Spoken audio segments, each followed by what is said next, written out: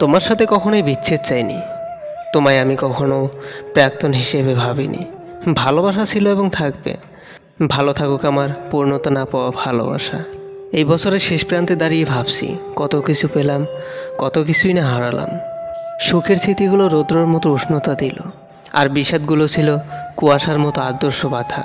কিছু প্রাপ্তি আনন্দর শিখায় প্রাণ জ্বলালো, আবারও কিছু হারানোর কষ্টের গভীরে ডুবালো।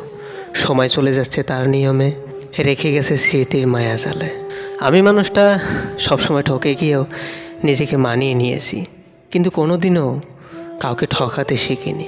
এই বছরে একটা জিনিস ভালো করেই শিখলাম, যে যে যতই কাছের হোক না কেন, যে কেউ হঠাৎ করে পরিবর্তন হতেই পারে। দরকার নেই আর আমার সাথে কথা বলার, দরকার নেই আমার খোঁজ নেওয়ার, দরকার নেই আর SMS দেওয়ার।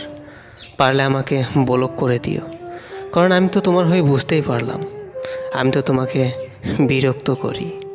প্রচণ্ড ভালোবাসার পরেও আপনি যাকে পেলেন না, তার জন্য মন খারাপ করে কিংবা আফসোস করে কোনো লাভ নেই।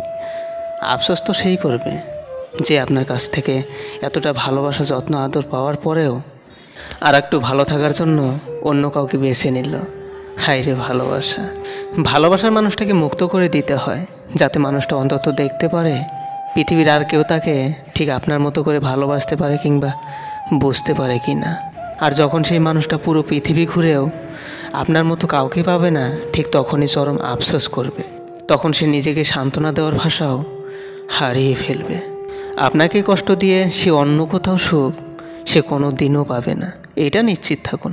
হয়তোবা আপনার সামনে নিজেকে সুখী উপস্থাপন করার জন্য নানান কৌশল অবলম্বন করবে ঠিকই, কিন্তু ভেতরে ভেতরে সে প্রচণ্ড আফসোস করবে আপনার জন্য। পৃথিবীতে আজকাল প্রকৃত ভালোবাসার চেয়ে বড্ড সুলভ। যে মানুষ সামান্য একটু সুখের লোভে কারো ভালোবাসাকে অবজ্ঞা করে, সে মানুষ আর কোনো দিনও ভালোবাসা পায় না। কেননা ভালোবাসার মাঝে যে প্রকৃত সুখ,